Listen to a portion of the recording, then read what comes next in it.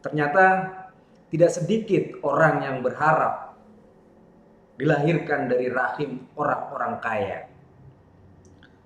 Ini benar adanya karena banyak yang beranggapan kekayaan adalah berbentuk harta dan materi, sehingga orang-orang ini berasumsi bahwa dia akan jauh lebih mudah mendapatkan kesenangan hidup, jauh lebih mudah untuk mencapai apa yang diinginkan.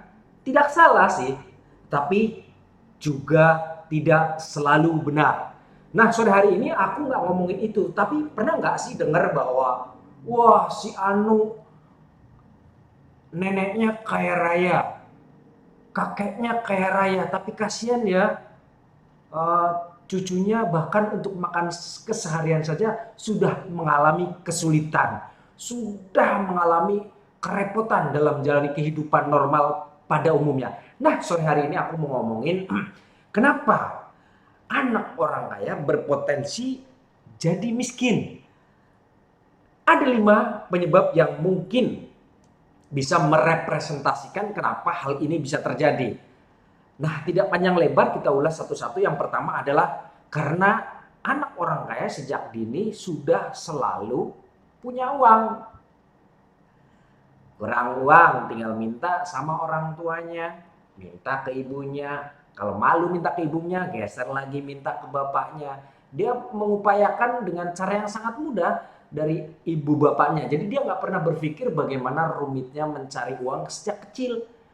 Dia tidak ngerti bagaimana memperoleh uang, jerih payahnya, prosesnya mendapatkan uang, sehingga dia tidak menghargai uang itu sendiri gitu. Seolah-olah ya udah ada sisa taruh aja di meja atau di kamarnya. Dia nggak lagi berpikir bagaimana sisa uang ini agar bisa dipergunakan untuk besok lagi.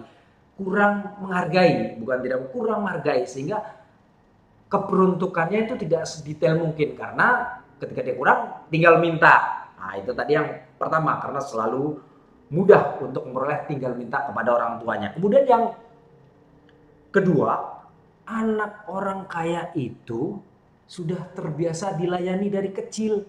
Contoh, mau berangkat sekolah, Bi, tolong dong tasnya disiapkan.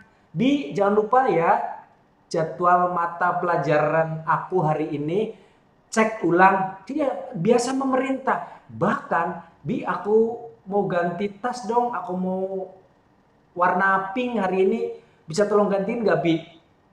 Mending kalau kalimatnya tolong gantiin. Kadang, Bi, ganti yang pink. Itu hal biasa terjadi di kalangan anak-anak orang kaya. Dengan begitu, kebanyakan anak orang kaya jadi kurang mandiri. Kurang mandiri, tidak melatih dirinya untuk bertanggung jawab terhadap tugas-tugas pokoknya, sebagai misalnya posisinya masih sekolah ya sebagai pelajar, dia nggak bertanggung jawab secara penuh. Dia hanya ya udah jalanin aja karena udah siapkan semuanya, dia nggak bertanggung jawab secara penuh, hanya ngejalanin intinya saja. Yang penting datang ke sekolah ya udah. Persiapan, perlengkapan, apapun peralatan yang seharusnya dia siapkan sendiri tidak pernah dilakukannya karena sudah biasa dilayani oleh pembantu rumah tangga, oleh bibinya. Itu alasan yang kedua kenapa anak orang kaya berpotensi menjadi anak miskin. Kemudian yang ketiga, jelas karena apa-apa udah biasa dilayani, apa-apa sudah terlatih, dibantu oleh mboknya, ya ini jelas akan uh, menciptakan anak yang kurang kreatif. Bahkan dia hanya mengejar kesenangannya saja gitu. Ya, sambil nyalain ini sebentar nggak apa-apa. Dia akan senang mengejar kesenangan saja. Yang hobinya main game, ya dia akan sibuk main game terus-terusan, nggak berhenti-berhenti gitu ya kan.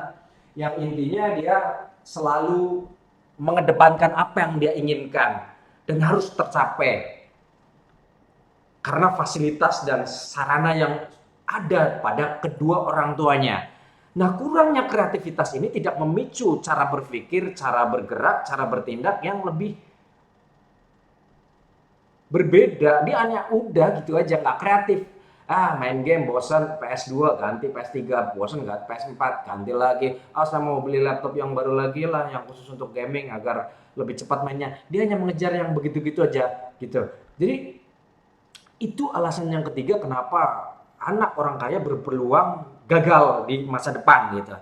Kemudian yang keempat jelas menjadi manja ya. Manja ada sedikit berbeda karena eh, apa apa-apa dia menyandarkan permasalahan ini kepada orang tuanya. Begitu ada masalah sedikit yang sifatnya terhadap pribadinya, misalnya masalah di sekolah, udah banyak terjadi contohnya di sekolahan seorang anak itu ditegur agak sedikit keras oleh gurunya, dia udah mengadu ke orang tuanya. Iya, kalau pengaduannya secara objektif, namanya anak-anak belum tentu objektif dalam menyampaikan. Bisa saja teguran keras ini bentuknya adalah pendidikan karakter dari si guru. Tapi karena anak ini tidak terbiasa dengan cara asuh seperti itu, dia menganggapnya ini sebuah masalah yang sangat besar dan dia mudah mengadu. Dia nggak coba menyelesaikan masalah yang dihadapi di sekolahnya sendiri. Jadi mengadu pun mengadunya kurang lebih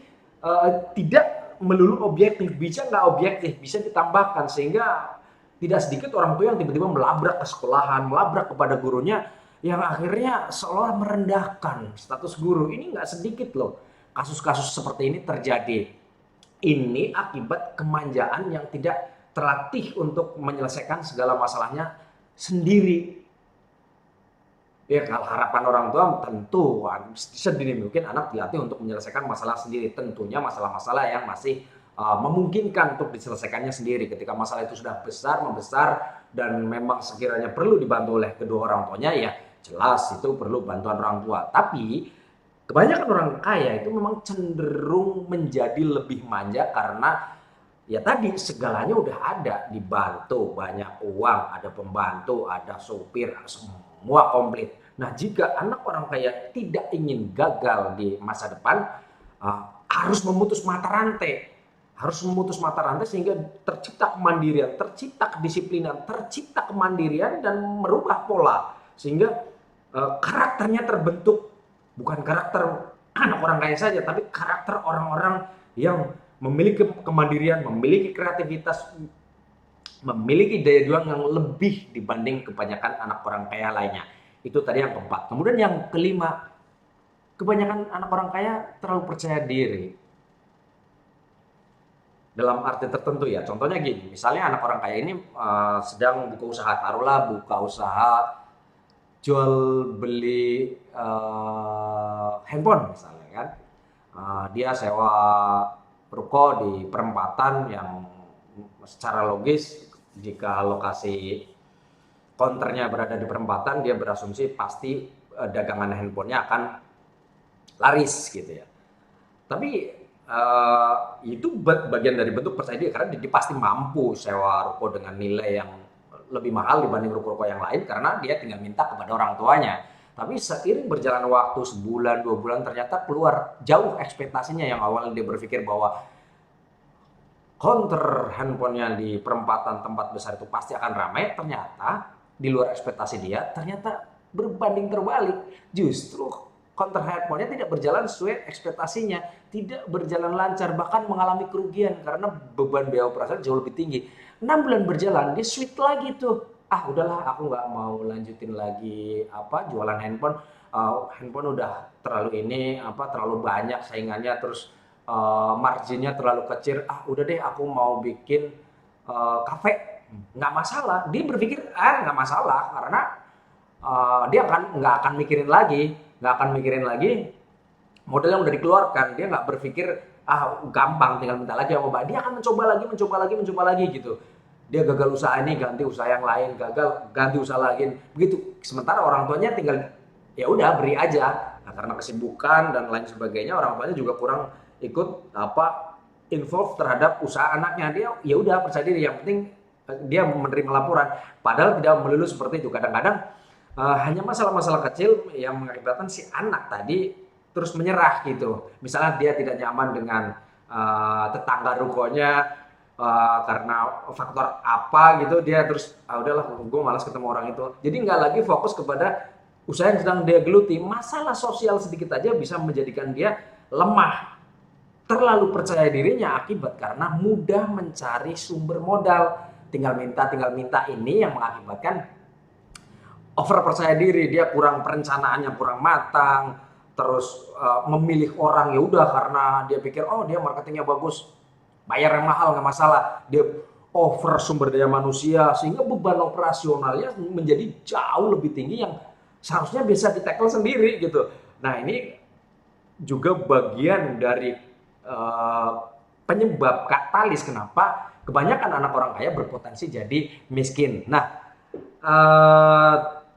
jika teman-teman memiliki tambahan, kenapa banyak orang kaya berpotensi jadi miskin? Ya silakan ditambahkan di komentar ya.